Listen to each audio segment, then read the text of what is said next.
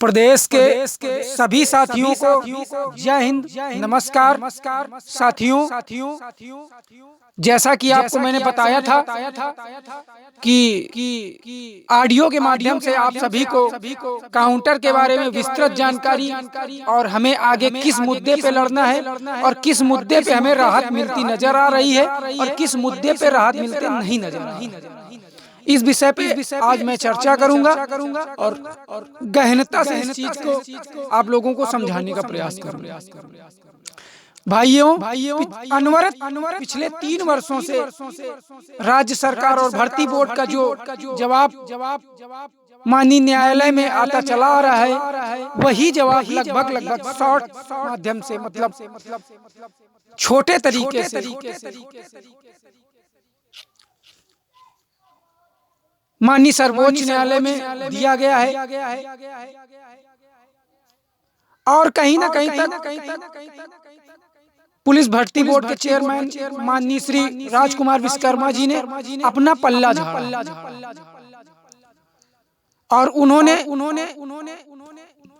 पूरी भर्ती प्रक्रिया को किस तरह पूरी की गई इस चीज को दिखाया है और जो मेन बात माननीय न्यायालय द्वारा पूछी गई राज्य सरकार भर्ती बोर्ड और अन्य पुलिस महकमे के आला संस्थाओं से वो जवाब अभी तक नहीं आया है और शायद ये जवाब है भी नहीं। आप लोगों को मैंने पहले भी बताया था कि उनके पास कोई उचित जवाब नहीं। मेरे भाई, उचित जवाब नहीं है तो लड़ाई इतनी आसान भी नहीं है, ये बात आप लोग जान लीजिए। अब आते हैं मुद्दे की बात।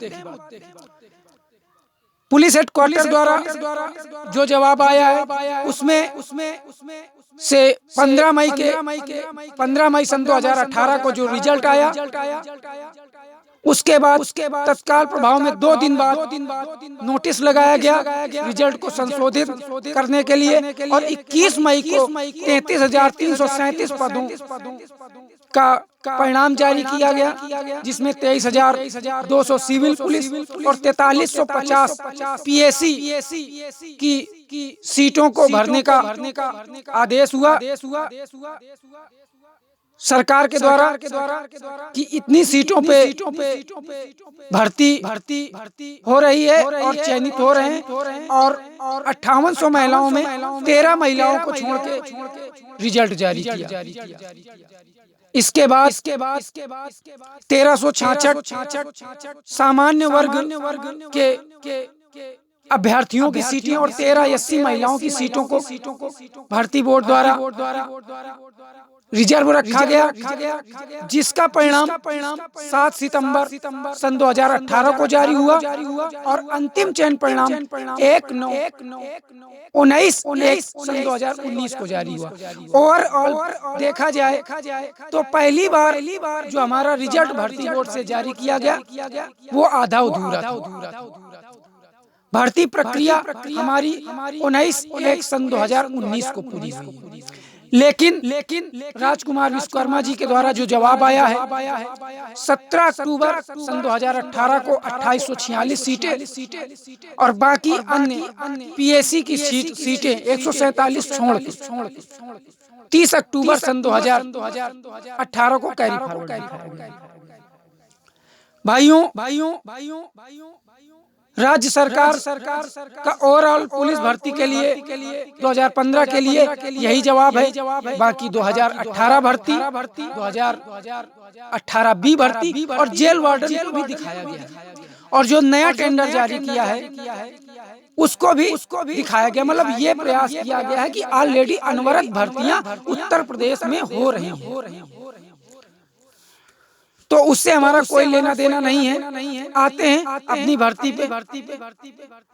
अब जो माननीय सर्वोच्च न्यायालय द्वारा निर्धारित कटऑफ कि आखिरकार मेडिकल परीक्षण, डॉक्यूमेंट्स वेरिफिकेशन और कैरेक्टर वेरिफिकेशन में जो सीटें खाली हो रही हैं, इसका मूलभूत कारण क्या, विशेष कारण क्या है कि ये सीटें खाली हो रही, निर्धारित कटऑफ आपने क्या लगाया, उसका कोई जवाब नहीं।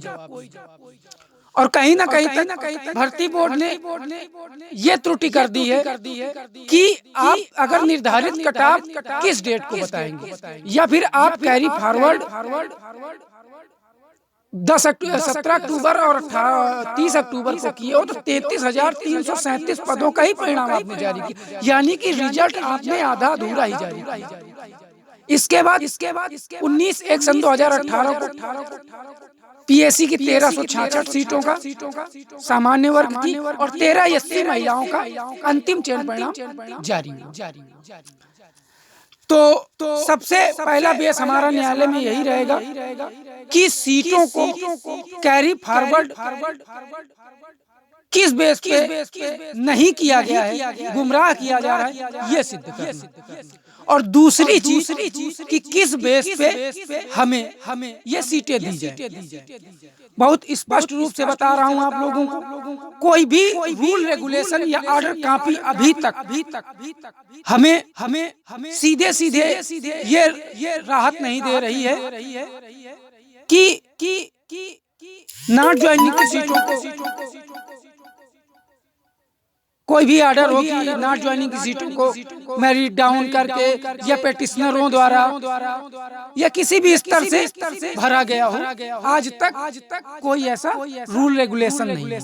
लेकिन इन्होंने नियमावली में भी काफी बार छेड़छाड़ की है, यानी कि मेरिट में इन्होंने पूर्ण रूप से 5 बार छेड़छाड़ की। अब आपको बता दें 5 बार छेड़छाड़ करने का मतलब आप अपने नियम से ही विरुद्ध गए। बस एक विशेष यही कारण है जो हमें सीटें दिला सकता है, और न्यायालय को इस बात पे हमें एग्री करना ही होगा, तभी हमें और आपको सीटें मिल पाएंगी। इसके अलावा हमारे पास दूसरा कोई चारा नहीं है कि हम न्यायालय को बाध्य कर सके कि ये नॉट ज्वाइनिंग की सीटें हमको दी जाए। इन्होंने मेरिट को 5 बार अप डाउन किया है, और मोटा मैं आपको बता दे रहा हूँ। पहली बार 21 मई, दूसरी बार 7 सितंबर, तीसरी बार 19/1/2018 को। इसके बाद 2 ऐसे डेटे हैं। एक बार हो गई एससी महिलाओं की, एक डेट का जिक्र मैं ऑडियो में नहीं करना चाहूंगा क्योंकि वो विशेष और महत्वपूर्ण वो डेट है जो हमें राहत दिला सकती है। आपको उस डेट के बारे में न बता के मैं कोई गलत कार्य नहीं कर रहा हूँ, लेकिन हर एक चीज की एक गोपनीयता होती है, और शायद यही मुद्दा रहेगा जो हमें आपको राहत दिलवा सकता है। अब काफी भ्रांतियां चली आ रही हैं कि सिलेक्टेड नॉट सिलेक्टेड 15 मई का रिजल्ट लगवाना। ये सिलेक्टेड नॉट सिलेक्टेड को मुद्दा रखवाया गया था कि हमारी याचिका स्वीकार, लेकिन कोर्ट ने नहीं माना। कोर्ट ने सिलेक्ट नॉट सिलेक्ट पे नोटिस नहीं किया। कोर्ट ने तीनों कैटेगरी में जो सीटें खाली हो रही हैं, इसके लिए एक कटऑफ निर्धारित क्यों नहीं की गई है, उसके बारे में जवाब मांगा था, जो कि राज्य सरकार द्वारा नहीं। अब 15 मई या सिलेक्ट नॉट सिलेक्ट का रिजल्ट क्यों नहीं लग सकता है और यह संभव क्यों है, मैं आपको बता रहा हूँ।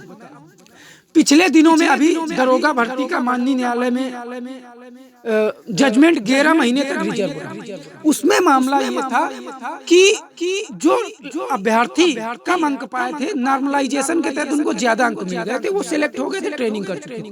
और जो अभ्यर्थी उनके बराबर ही अंक पाए थे और उनको सिलेक्ट नहीं किया गया था, तो उस बेस पे लड़ाई।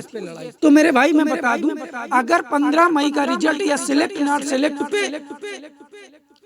न्यायालय एग्री होता है तो नहीं होगा, तो होता भी है तो उस वजह से उस विषय पे बता रहा हूँ मैं आपको।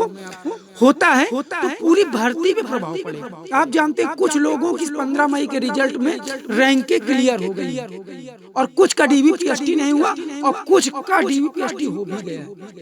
तो अगर रैंक में उलटफेर होगा तो पिछली रैंकों में भी उलटफेर होगा।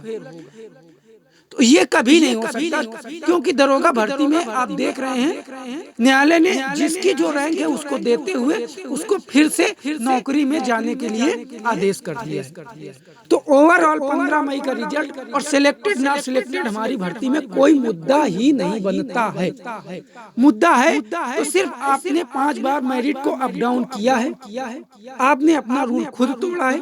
उस बेस पे अगर न्यायालय एग्री होता है तब तो हमें राहत मिलेगी, नहीं तो सीधा सीधा कोई रूल रेगुलेशन ऐसा नहीं है कि हमारे नियमावली को अल्ट्रा वायरस घोषित करे। आप समझदार हैं, बहुत स्पष्ट रूप में बता रहा हूँ। और एक चीज और जान लीजिए आप लोग कि अगर इन्होंने 5 बार मेरिट अप डाउन किया है तो एक बार तो इन्होंने त्रुटि बस दिखा दी, कई बार ये त्रुटि बस दिखा सकते हैं कि ये, लेकिन इन्होंने नियमावली में कहीं नहीं लिखा कि अगर हमसे रिजल्ट में कहीं गलती होती है तो हम संशोधित रिजल्ट जारी करें। और 15 मई का रिजल्ट भी नहीं माना जाएगा, मैंने आपको उसको बता दिया। तो ओवरऑल इस भर्ती की कंडीशन ये है कि हमको मेरिट अप डाउन पे बहस करवानी है कि मेरिट हमारी अप डाउन हुई, 5 बार अप डाउन हुई। पूरा लेखा जोखा विधिवत हम लोगों के पास रखा है, इस पे तैयारी भी चल रही है। और सभी भाइयों से मैं ये अनुरोध करना चाहूंगा कि थोड़ा सा धैर्य बना के रखिए। मैं ईश्वर तो नहीं हूं, लेकिन प्रयास पूरा करूंगा नौकरी मिले, क्योंकि मेरा भी भविष्य है इसमें।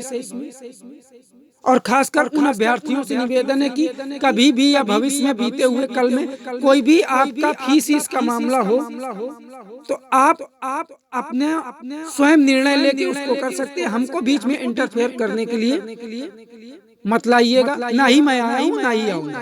सब लोग स्वतंत्र हैं, अपने हिसाब से कार्य करिए, ठीक है। लेकिन हमारी लड़ाई राज्य सरकार से है, ना कि किसी अन्य से। और जो भी ये अराजकता हुई, ये सब हुआ, इसके लिए मैं खुद सक्षम हूँ, अपने स्तर से निपट लूंगा। आप बिल्कुल इस मामले के बीच में मत आइए, ना टीका टिप्पणी करिए। आप अपनी नौकरी पे ध्यान दीजिए। हम भी प्रयास कर रहे हैं कि आपको और हमें नौकरी मिले। तो पूरी कंडीशंस बता दी कि राज्य सरकार द्वारा सीटों को कैरी फॉरवर्ड दिखाया गया है और किस बेस पे हमें सीटें मिलती हैं। इन सब चीजों को मैंने बता दिया है। अब न्यायालय को निर्णय देना है, हम अपना पूरा प्रयास करेंगे और बेहतर से बेहतर अधिवक्ता खड़ा करने का प्रयास किया जाएगा मेरी तरफ से। और बाकी हरी इच्छा है, आप सब समझदार हैं, आप सबको क्या करना है। धन्यवाद। जय हिंद।